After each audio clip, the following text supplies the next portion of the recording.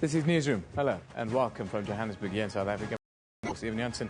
The show is always live and broadcast from our studios in Auckland Park. We also stream live on YouTube at this time, with the whole show available later on demand on our YouTube channel. Now today we get an independent opinion on the Nkandla saga after the public protector now accused the ruling party of withholding funds from her office. This was at a special press conference yesterday.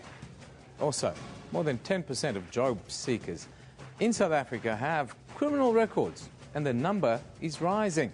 We also look at fake qualifications within that context. Then, a question of the day. Has the time of the great hunter in Africa come to an end? What do you think? At SABC is where you interact with us. This as we deal with the fallout of lion hunting and the alarming levels of poaching on the continent in the show a little bit later. But first, let's get the day's news from Anine Dormel.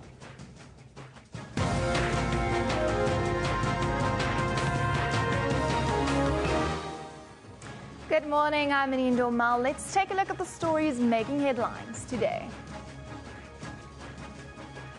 The ANC in Parliament says the public protector overstepped the boundaries of her office by addressing the National Assembly through the media. ANC MP Matole Motshekga says Thuli Madonsela should allow parliamentary process to take place. Parliament is back in full session this week. Committees that will resume sittings include the ad hoc committee on the police minister's report on Nkandla. South African Airways has appointed a new acting CEO. As the national carrier confirmed HR manager Thuli Madonsela as the acting CEO last night, it said a process is now underway to recruit a permanent chief executive. Madonsela's appointment comes after Nico Besaideno's return to low-cost airline Mango. The trial of EFF leader Julius Malema will resume in the Polokwane High Court in Limpopo today. Yesterday, Malema thanked hundreds of party supporters who travelled to Polokwane to pledge their solidarity with him on the first day of his trial. The case was postponed after it emerged that one of his co-accused is in hospital. State forensic pathologist Dr. Dolly Skosana is expected to return to the stand in the Mido Masia murder trial today. He will face cross-examination by the defense as the state is expected to conclude its case at the North Gauteng High Court. Masia was dragged behind a police van in full public view in February 2013 after committing a minor traffic violation. He was later found dead in police cells. Meanwhile, another video of a police dragging a man behind a van has surfaced. The SABC exclusive has revealed that the latest incident took place yesterday at Mamelo Informal Settlement near Vereniging.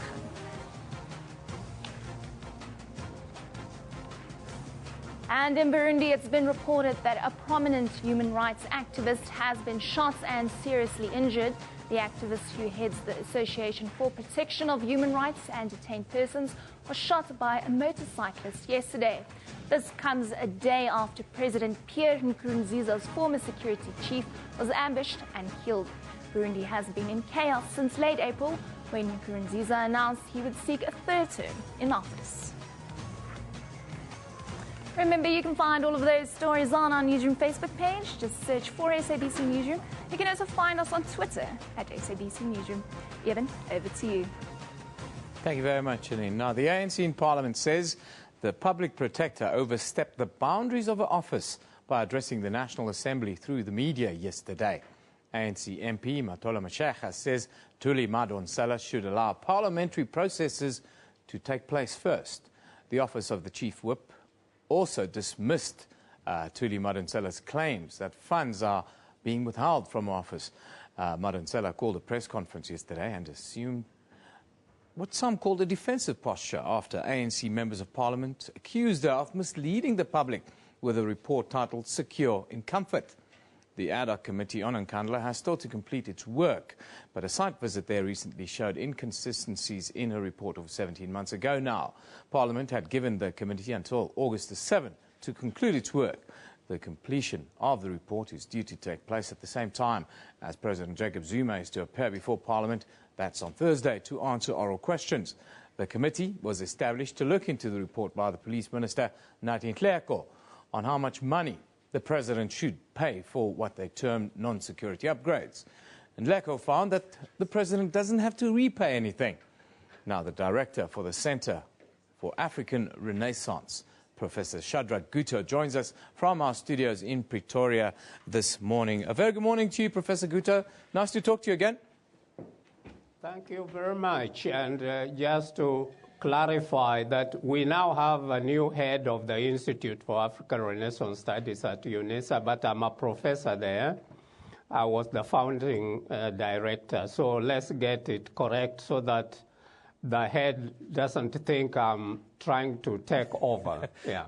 Yeah, no, there's a lot of that going on in South Africa, so you have to protect yourself. But let's get serious quickly, Professor Guto. Yesterday, well, this morning, the ANC members in Parliament came out and say that Thuli Madonsela overstepped the boundaries of her office by addressing the National Assembly directly through the media yesterday. Quite a serious allegation. How do you view that?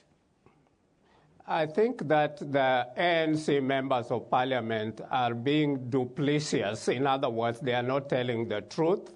They are trying to confuse the public. Why? Because it is the ad hoc, the so-called ad hoc committee that decided they are not going to call her to come before them. And if you block her from coming and then you accuse her of avoiding Parliament and addressing the public openly through the media, I think it is something which they should examine themselves rather than accusing the public protector of impropriety. Do you think the public protector has taken on a very defensive posture in dealing with what she calls attacks on the office? No, I think it is both attack on our office, but also attack on herself as a person. Some members of the ANC, particularly those in Parliament, some have indicated or expressed their opinion that she is serving some, as a foreign agent. There are people running her from outside. She has a responsibility to protect herself as such, but she is also protecting the office of the public protector, the constitutional foundations, which are quite clear under Section 181 and 182 of the Constitution. And she's protecting that because I think they want an office which is just a lapdog rather than one that actually investigates, makes recommendations, but also corrective action on what ought to be done, which is called remedial action. And that's what she's done with regard to Nkandla. Yeah. Why would you then use the platform to address or to talk to the ad hoc committee to talk about funds and funding for your office and that sort of scenarios? Well, there are many ways in which you can try to either support an office to be robust and to carry out its constitutional mandate properly, and there are ways by which you can stifle it through the budgetary process. All she is saying is she doesn't have adequate funds, which she has requested for that office really to carry out the investigations it is supposed to do. It depends on the volume of complaints that are sent to that office. And I believe that she is correct in indicating that the budgetary process is trying to be used in order to make the office weak in performance of its constitutional responsibilities. What about the work of the ad hoc committee in this case? She called a press conference before the ad hoc committee completed her work. Does that not prejudice this committee in some way? Well, but the committee did call the ministers in. Why didn't they call the public protector? And I think it is the ad hoc committee which in many ways is just deflecting attention from responsibility of the president to respond to her report and remedial action that she's already put there. And indeed, the ad hoc committee is not really holistic because there are certain parties that are not participating that have avoided it. So in many ways, it is one which dominated by the ANC, and they are simply going through motions and confusing the public rather than really dealing with the correct issues. That ad hoc committee is, for example, saying they don't consider that the work that was done, was done properly. But that's not the public protector's work. The question that the public protector is supposed to do, was public money spent there? And if it was spent, the president must pay part of that in his private capacity, even though the place is declared a National Key Points Act. National Key Points Act is also quite clear that the owner of the premises must pay for the installations that have been put at their home or property. Thank you for joining us today, Professor Shadrack Guto, coming to you live from Pretoria. He's from the Center for African Renaissance. He's no longer the director. He says there is a new director, but he's still a professor there. Of course, yesterday we asked you a question that's on many people's minds here in South Africa. Why are so many police officers being killed in this country? Here is what some of you said. These are some of the best ones we picked out, and these are some of your views with regards to the question that we ask you. Kolani Ngwagwazi says, at SABC Newsroom, police commissioner must do something to bring back the respect and dignity to the police. Of course, we spoke to the police yesterday, and they say they think it's because they're doing their job. That's why they're being killed. Molemo Charlie says, at SABC Newsroom, the killing of police officers is indeed very worrying, and we need to put strong measures to protect these comrades. And then Wilson Zo says, at SABC Newsroom, fraud. That's why a lot of people killed police officers. I don't quite know if we can be so harsh about that, if we can be so direct about it. Those were a question very concerning. Why are so many police officers dying in the line of duty here in South Africa? Let's move on. That was yesterday. Of course, today's question, we ask you, is the time of the great white hunter over here in South Africa? Now, we're going to, not the great white hunter, I'm not allowed to say that, the great hunter in Africa come to an end. Of course, that's yesterday's. That's our question for today. Lots and lots and lots of unhappiness around lion hunting in recent times, and then, of course, the high levels of poaching that's going on here in South Africa. That's our question for today. Today's picture of the day, well, it comes from Inga Sada Sorensen, and it's captioned, Majestic Species Shining on the Empire State Building in New York City. Now, instead of complaining about the job shortages young South Africans face, there seems to be some good news for job seekers. It's been said the opportunities are as many as one could possibly imagine for South African young engineering managers. This, as the boom in African economies is creating immense opportunities for those who venture into engineering management. Now, to tell us a little bit more, we're joined by the Chief Operating Officer for Africa of SMEC International, Dr. Tom Marshall. Dr. Marshall, thank you very much for joining us this morning. Good morning, thanks. Just tell us quickly your views on, I'm sure this is linked to urbanization on the African continent, and how is it playing out? I think one of the biggest mistakes people can make is sort of generalizing Africa and underestimating Africa. We see that a lot with our engineers only considering the local market and looking at the local market opportunities and sometimes the lack of opportunities. One must keep on reminding oneself that Africa is a market of a billion people.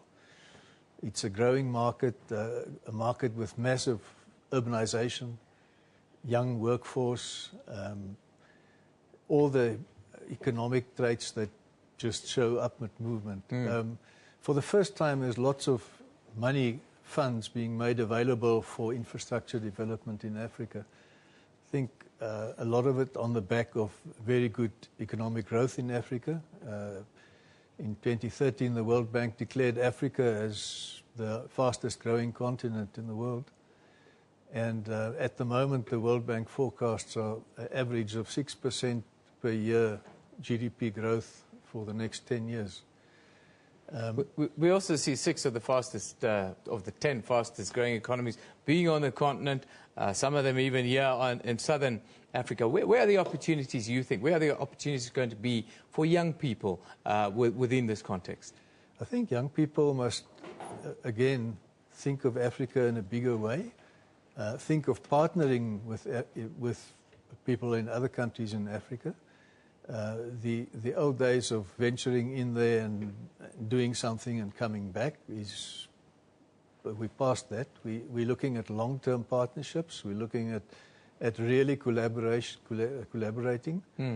And for young people, you obviously look at the economic giants. You look at the Nigerias, the Ethiopias, the Kenyas, the Tanzanias, Moroccos, and so on. So the opportunities there and the funds being created by international bodies to initiate developments has got a growing momentum of its own. And are we ready for it? Are we ready to be involved and to be involved as partners, not as temporary visitors?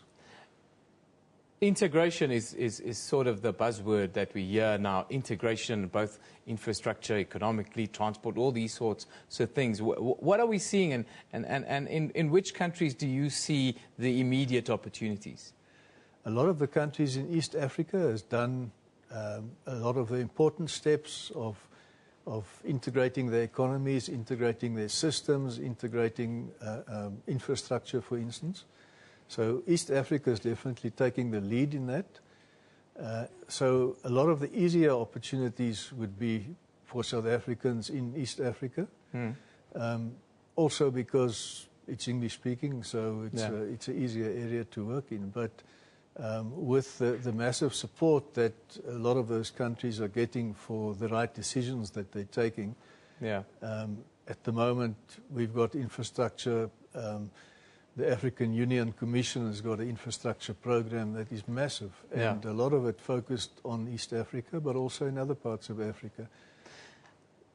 Engineers, African engineers, there's a shortage of African engineers who can work in the complex environments of infrastructure and technology, is what I'm seeing. Why is that, and how do we overcome that? I think it's one of those things where in the past, the systems, the procurement, worldwide procurement systems has really treated the local engineer as somebody that does the menial tasks on a project. And that is slowly being overcome. That will mean that the local engineer will be developed to take on his full load on a project.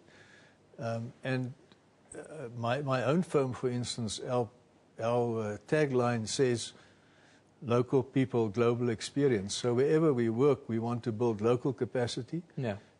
And make no mistake, a lot of the African countries have got excellent engineers. They haven't had opportunities in the past.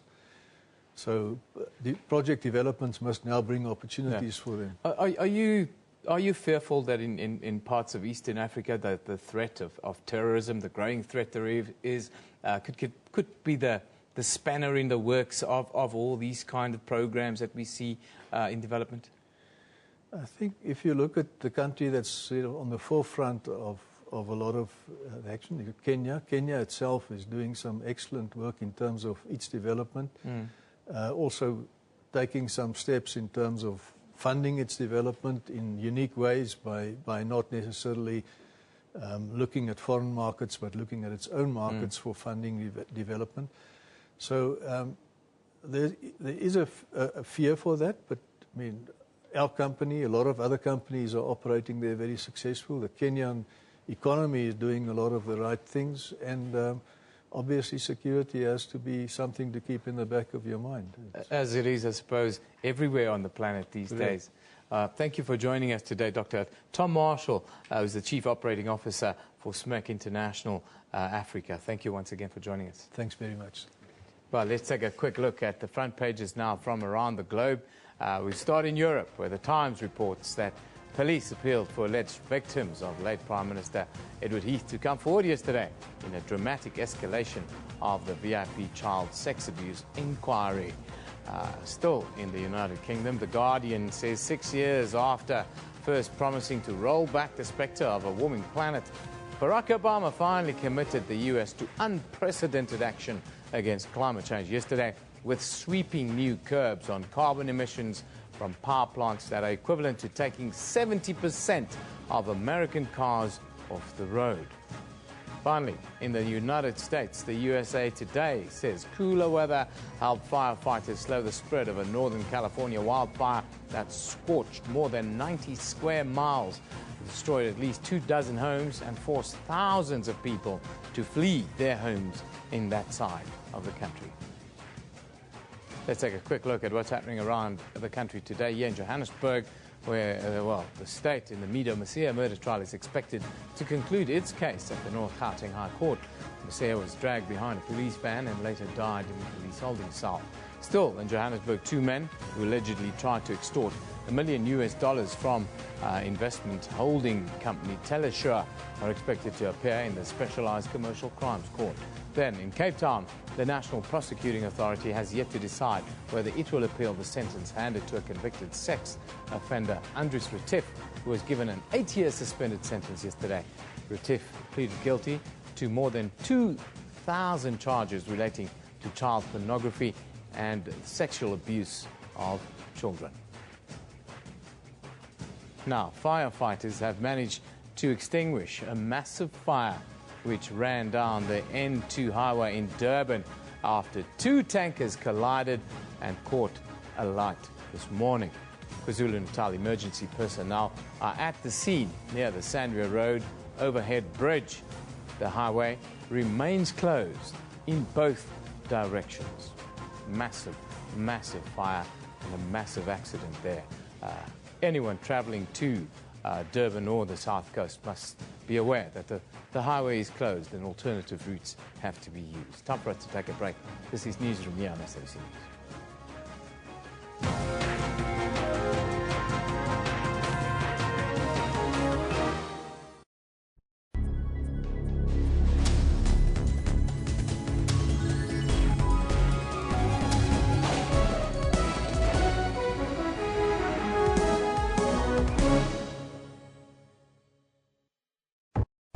This is not a road, it's an invitation. This is not driving, this is carving. These aren't bad conditions, because there's no such thing. Okay, this is treacherous, but so what? This is not a mountain, this is the next level. All conditions are perfect conditions. The new Audi Q3.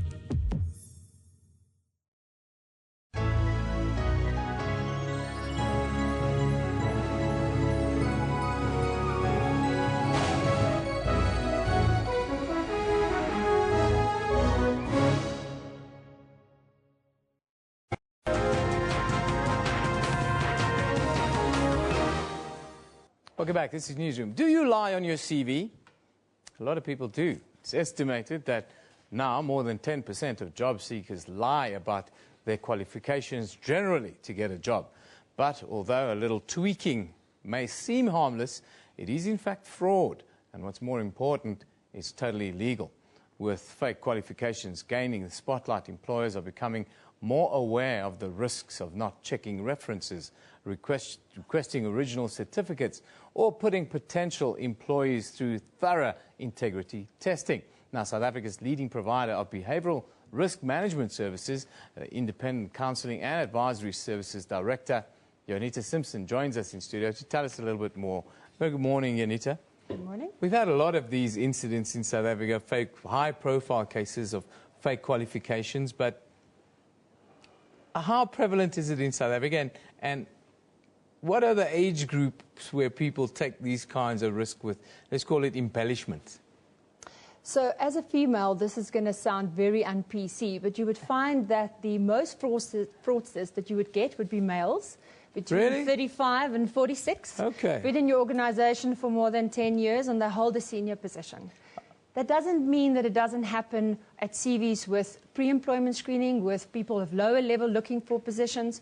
But in that instance, it really is desperation trying to find a job in the current economic climate.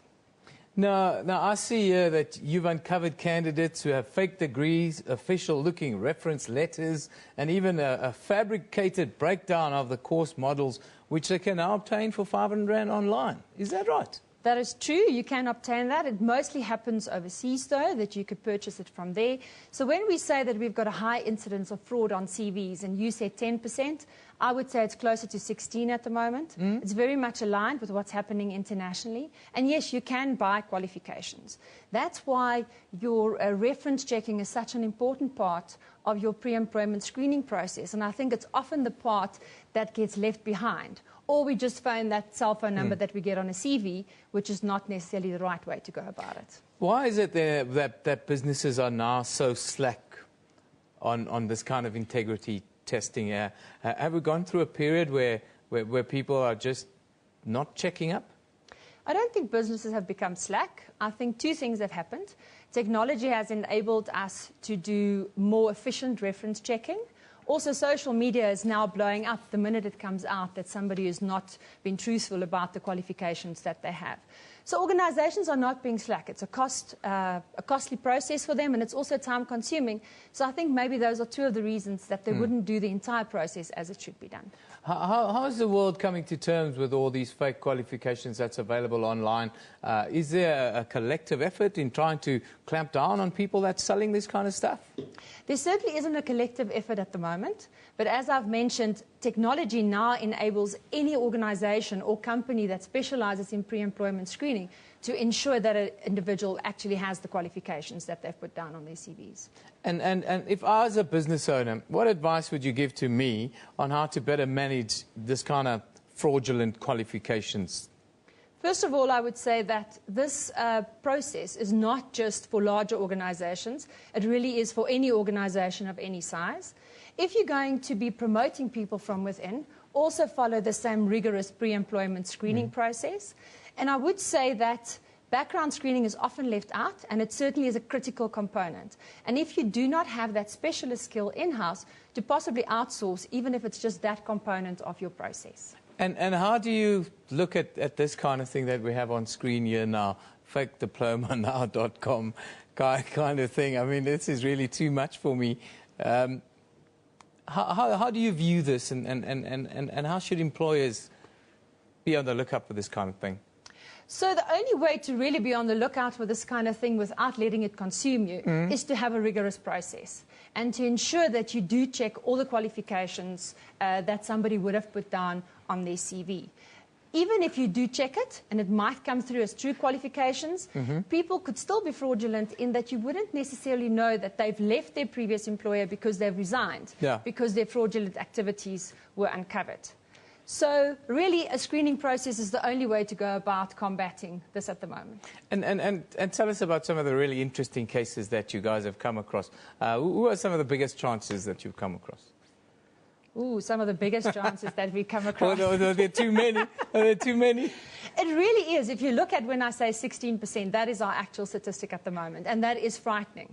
And we do find that we really uncover that when we get to the stage when we start to look at people's social media profiles, we do in-depth reviews of past work history. That's really when it comes to light what people are up to. So we have found people in CEO positions going from one organization to the next, leaving that organization, having committed fraud for millions of rands, and they walk into the next CEO position.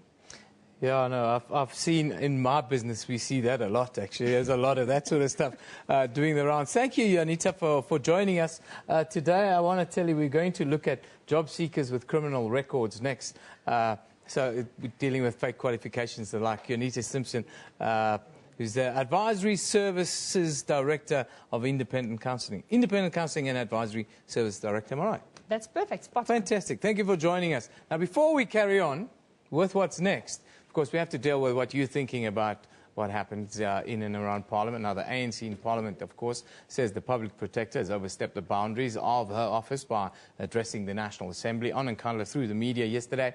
This was after the ANC on Parliament's Nkandla ad hoc committee rejected calling her to appear before the committee. Here are some of your views with regards to it. At SABC Newsroom, of course, is where you interact with us.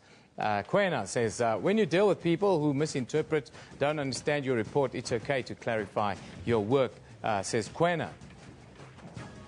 Bill McKinney says, Thuli Madonsela really masters the way of making people listen and trust her. She knows how to touch people where it matters. That's genius, according to Bill.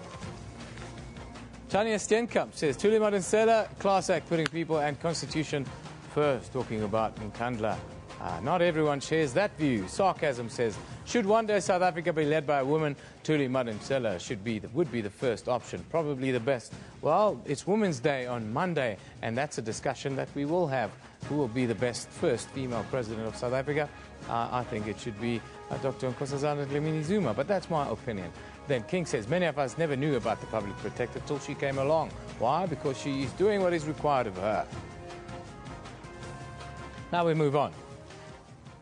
Fake qualifications, we did that shortly. Now, this is another concerning number. More than 10% of job seekers have criminal records, and the numbers are rising as thousands of desperate people lie their way into securing a job. Statistics from recruitment agencies have shown that most incidents of job applicants with criminal records are within the metered taxi, motor, security, government and retail sectors. Compounding the problem is that the government's identification databases are not linked. Revelations in 2013 that more than 1,400 policemen, including a major general, had criminal convictions following that last month. The Dubai Tradeport CEO, Saxon van Coller, was fired for failing to disclose that she had a criminal record before being appointed. Now, to talk to us about the matter in studio, we have CEO Kirsten Halcrow of Employers Mutual Protection Services. She's joining us here this morning. Good morning to you. Thank you for joining us. Morning. More than 10% of job seekers have criminal records in South Africa, and it goes by unnoticed. Is that? I wouldn't say it's going by unnoticed, so we're definitely picking up, and it's the statistics from the checks that we're doing on behalf of our diligent clients who are checking their job applicants before hiring that we're actually generating these types of statistics. What are the most, is it petty criminals, or what kind of criminality do you find to be most common amongst these? Well, let me give you a little bit of a further breakdown. So we say this year, for the first 6 months of this year, 12% of job applicants we've picked up to have a criminal record. Of that 12%, 38% are repeat offenders, and 20% have 3 or more convictions. But the highest criminal conviction that we're picking up, it's about 25% of the convictions are for theft. We then look at the next highest being Road Traffic Act and assault. So theft, that's probably the worst one that you would want as an employer. Well, definitely. If I do run my own company and probably wouldn't want to employ someone who has a criminal record for theft. What about in the public service? Do we have a lot of that in the public service where maybe screening is maybe a little bit not as stringent? So as a business, we've definitely seen that public sector are starting to do more diligent background screening, given the high incidence of qualification fraud and criminal records and all of the publicity around these problems. Government departments can't afford not to screen job applicants. Now how often do people disclose their records, and how difficult is it to get a job if you have some sort of criminal record? You mentioned the Road Traffic Act. Well, this is really where the problem lies. So as a job applicant, my assumption when I've got a criminal record is that if I disclose the criminal record, I'm not going to get a job. And this, unfortunately, leaves job applicants ticking no on their application forms, which then allows the potential recruiter to decline that applicant regardless of the details of the criminal record, purely on the basis that they misrepresented themselves up front. So our message really is twofold: to applicants is to be honest on your application form. Disclose your criminal record. It may not be relevant to the position applied for. Yeah. And secondly, to companies to start looking at individuals with criminal records. We're not saying that because a person has a criminal record, they're unemployable. People need to be given a second chance. And you need to look at the details of the record. Is it relevant to the position applied for? How long ago was the crime committed? Yeah. And really, I mean, does it impact the organization? People with criminal records or somebody who's made a mistake in their lives, how high is the incidence of people being rehabilitated once they get back into society? Or do you find that a lot of people relapse? I think there is a lot of repeat. As I mentioned to you, the statistics on repeat offenders, so 20% of the 12% have more than 3 criminal records. We've seen applicants with up to 20 criminal records. So I think there is definitely a problem with individuals committing crimes more than once. But if people are getting the message that a criminal offence is going to be a problem when applying for a job, maybe that's the message we need to be sending out. I see something here that's very concerning for me, is that most people with criminal records find employment in security, retail and government. Isn't that concerning? Security, that retail? would be a concerning statement to make. So I don't know if that's the case. I think possibly the higher percentage of job applicants are applying in those sectors, not necessarily getting jobs within those sectors. In conclusion, so your advice to employers is have a relook at people with criminal records and see if you can help rehabilitate somebody. Would that be the right tone? There's a place for individuals with criminal records in the job environment. If we don't give these individuals a chance to get a job, all that we're doing is perpetuating the problem and forcing them towards additional crimes. And forcing them to lie, she says. Thank you very much for joining us this morning. Kirsten Halcrow of the Employers Mutual Protection Service joining us to talk about the number of people with criminal records that are finding employment in South Africa, where they're finding employment. We'll have it on our Facebook page, mind you, and you can have a look at it. It's interesting where people are working and what kind of jobs these people are finding. But let's go to our Facebook page, our Newsroom Facebook page, that is. For what you can get there today. Of course, yet another video has surfaced of police dragging a man behind a van, a police van that is. The incident happened allegedly at the Mamelo informal settlement near Vereniging on Sunday. Then former South African president and head of the African Union high-level implementation panel, Thabo Mbeki, has held talks with Sudan's President Umar al-Bashir in Khartoum. And at least 27 people were killed and dozens injured when a Syrian army fighter jet crashed into a busy marketplace in the rebel-held northwestern town of Aria. For more updates, just search for SABC Newsroom in the search bar there on the Facebook page. We'll pop up, like it there, and you'll see. If you like us, we'll send you all the latest updates all of the time. Now, after the break, we ask you the question of the day. Why, or is the time of the great hunter coming to an end on the African continent? There you go. Has the time of the great hunter in Africa come to an end? It's very concerning, all the high levels of poaching and, of course, lion killings and all that sort of things we've seen. We'll deal with that after the break. So send us your tweet. We'll put it up.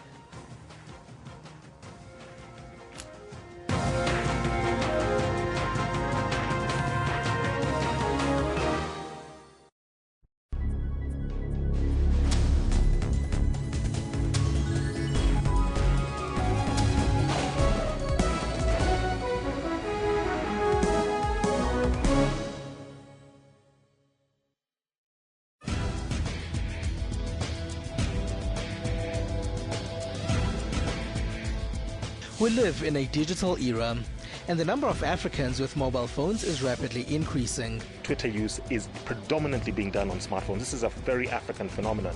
Here, there are constantly new innovative ways to make the internet more affordable. With that, we're seeing protests against governments proposing methods to limit access. On Network, we give you information about all of this. We also have new computers, games and robots. Join Siphumelele Zondi on Network every Sunday at 19:30 CAT.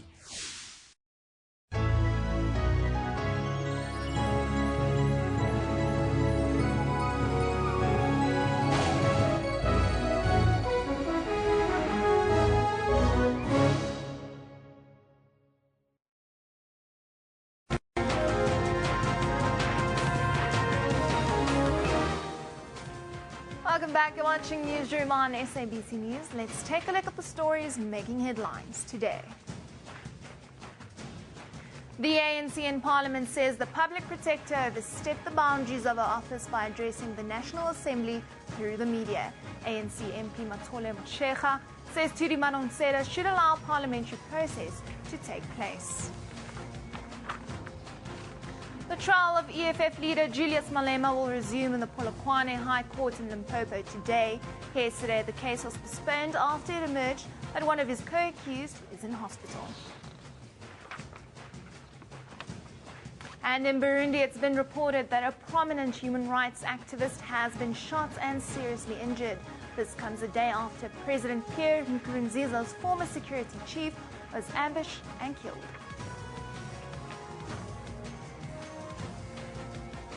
Well, remember, you can find all of those stories on our Newsroom Facebook page. Just search for SABC Newsroom. You can also follow us on Twitter at SABC Newsroom. Evan, back to you. Thanks, Janine. Now, the Limpopo High Court in Polokwane is expected to decide on the way forward with EFF leader Julius Malema's corruption trial shortly, actually. The case was postponed yesterday because the court had to consider a request by one of Malema's co-accused, Kagiso Dichabe, for a postponement due to his health. Now, Dichabe, Malema and Lesiba Gwangwa are facing corruption, fraud, money laundering and racketeering charges relating to a 52 million rand government tender. Now, our very own Crisalda Lewis is in Polokwane to give us a quick update. Good morning, Crisalda. Well, a very good morning to you, Eben. Crisalda, just give us the latest. I understand we're resuming at 10 o'clock this morning. Well, that's right, Urban. We do resume at 10 o'clock this morning. And just to bring you up to speed about what's taking place at this moment, Urban, is that Lesiba Gwangwa, one of the accused in this matter, has just arrived at court. We're still waiting for the EFF leader, Julius Malema, to arrive. But as you rightfully pointed out, Urban, is that we're expecting a decision on how this trial will resume, whether Mr. Malema will stand trial alone. As you pointed out, that Kagiso Dichabe, who's one of the other accused in this matter, Urban, apologies there. I'm just trying to see some of the EFF members who are coming through here to court to come and show continuous support for Mr. Malema. But we'll have that decision. You would recall that we heard in court yesterday that Mr. Dichabe had been admitted to hospital since July, and there'd been much debate about whether this trial should actually go on without Mr. Dichabe. Now, what we've been hearing from EFF members as well as Mr. Julius Malema, he is saying that this trial needs to continue, that justice delayed is justice denied, and that the trial basically needs to go on. Also here, some of the EFF members, as you can see, who have been at court since this trial began, coming to show support again. You can also see them, Mbuyiseni Ndlozi, just arriving as well here at the court. We're also expecting the Deputy President of the Economic Freedom Fighters, Floyd Chivambu, to also arrive here. Many of the people that have been showing support for Mr. Julius Malema, but also today, Urban, some of Julius Malema's family members are here as well, and the exact same sentiments are being shared about wanting this trial to begin and come to an end. I'm going to chat now to Julius Malema's aunt, Mepuleng, who's here this morning. Mepuleng, thank you very much for your time this morning. Mama, you were saying to me a bit earlier on that you want this trial to come to an end. You're also here to show support this morning. Excuse? Mama, ubuthe uze lana namhlanje ukuzohlala no Julius nifuna ukuthi le trial iphele manje. Rinyaka ifele. Ka re ke gale ba postpone. E re lapishitse. Ka re boela ntwete. Akere. Ganyolo almost 3 years e postpone. I feel I ring abane botlatsi. Akere. Jolo bontsha re case ya molato a ona masaini longona. Mara as family, Mama, nikopha kanjani ngayo yonke lento sesikhashana manje this trial has been going on. Nina ni family nihleli kanjani kule ndaweni kuyo? Rena re cope all right because ra tsaba re ntwe a se a diri wa bona ge nke le re e dirile yelo a se a diri ba no bolela ka ile re ke taba tša dipolitiki a ke re kushara ge shetse ba me dipolitiki ba no phara ka seseng a se a diri rena re copa sharp because ra tseba re ntewe a sa e dire totally. All right, thank you, Mayor. Julius Malema's aunt there, Mayor Puleng, saying that they want this case to come to an end. She's saying that she believes in Julius Malema's innocence and that the mere fact this case has been postponed several times, she says, indicates that there is no evidence against Mr. Julius Malema. She says they're coping just fine because she believes that this trial at the end of the day will find Mr. Julius Malema not guilty. Some of Julius Malema's other aunts are also here this morning. He's expected to come through to this court any time from now through this gate here behind me, Eben. And of course that decision again will on how this trial will proceed, whether Julius Malema will stand trial alone. We saw, of course, Lesiba Kwangwa, one of the other co-accused, also arriving. But essentially what Julius Malema is saying is that this trial needs to begin. He wants to have his day in court, and if the National Prosecuting Authority feels it has enough evidence to continue with this trial or to even find him guilty, they might as well just proceed with it. But constant delays, he says, is not in the interest of justice. Thank you very much, Griselda, for that update outside courtside, of course, in Polokwane, where Julius Malema and his co-accused will be resuming at 10 o'clock in about 15 minutes' time. They'll be back in court this morning. We'll keep you updated on this very channel. Of course, today, Zimbabwe's National Parks Authority will hold an emergency meeting with stakeholders amid concerns about wildlife and hunting management in the country there. This is global outrage over illegal lion hunting continues after a second illegal lion killing came to light over the weekend. So today we ask the question of the day. Are the days of the great hunter in Africa numbered? Is it over? Has it come to an end? Now, today's emergency meeting is also expected to chart the way forward for the hunting industry after a weekend ban on trophy hunting in Zimbabwe. This suspension has affected the country's multi-million-dollar trophy hunting industry, and here to tell us if this could be a lasting effort in protecting wildlife and especially the continent's lions, while we're joined by the director of the campaign against canned hunting, Linda Park. Good morning, Linda. Thank you for joining. Good morning. Thank you for having me. You saw our question of the day. What do you think? Has the time of the great hunter coming to Africa to hunt trophies, is that coming to an end, or should it come to an end? I think there is a spotlight on it at the moment to say that these guys need to clean up their act. There's been a big con around what they do, about the legalities of what they do, and about whether it supports conservation or not. And they're always kind of covering themselves with stories. The truth of the matter is we should, as a species, be beyond gratuitous killing. And I think the outrage that the death of Cecil has sparked is, some people have said, but he's just one lion. Why just this one lion? He's been the symbol for everything that is wrong in the hunting industry, in conservation, and actually in the world in general. It's about greed, it's about corruption, it's about consumption. And yes, I think whether trophy hunting should be abolished totally or not, from my point, yes, it should, but I'm not going to argue that point, but certainly time to clean up the entire industry. What about things like the trade or the lion bone trade? Just tell us, how big is it? We see that the numbers are quite alarming. It is alarming. It's alarming how much it's grown, and it's grown in tandem with the canned hunting industry, which really needs to come to an end. What we're doing is feeding the East with something that they're not supposed to be using. So the lion bones that we're supplying them now are being sold at the end as tiger bone. So there's fraud. No. The guys that are doing the captive breeding here have found another market to make more money. To make more money, yes. Now, I want to talk about Zimbabwe in particular, and I want to talk about Dr. Walter Palmer's extradition. Do you think he should be extradited for Cecil's killing? I absolutely think he should. I think a case should be made. The world is calling for it. There are senators in the states that are calling for it. And I think that he should, because he committed a crime. And it's about, he's got a lot of money. He's clearly a very wealthy man. Why should he get away with that? What's the message that we want to send to the world with regards to this kind of trophy hunting and the future of conservation?